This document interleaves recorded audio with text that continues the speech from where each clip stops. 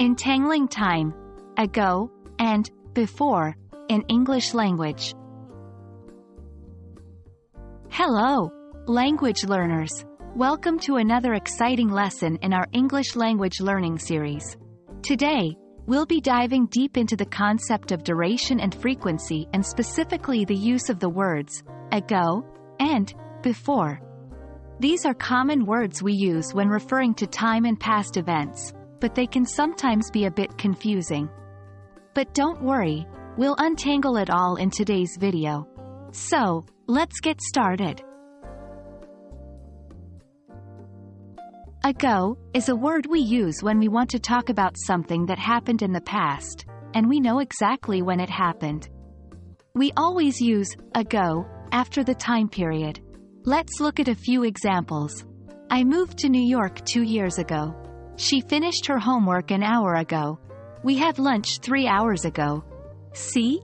Ago is used to express a point in time that's in the past, relative to now.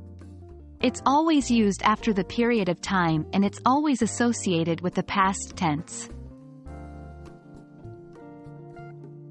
Now, let's talk about before.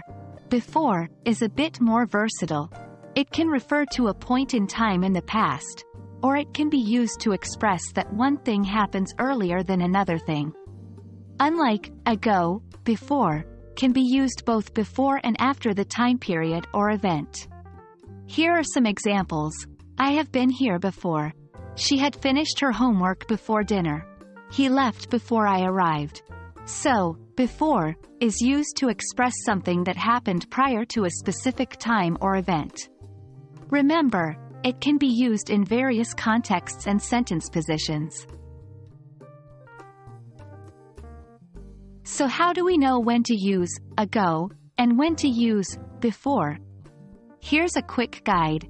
Use ago when you want to say how much time has passed since something happened. It always follows the time period. Use before when you want to say that something happened earlier than something else. It can be used before or after the time period or event. That wraps up our discussion on ago and before. Remember, both words are used to talk about past events, but the way they're used in a sentence is different. Practice using these words in sentences, and soon it will become second nature to you. Remember, English is a journey, not a destination. Keep practicing, keep improving, and I'll see you in our next video. Happy learning!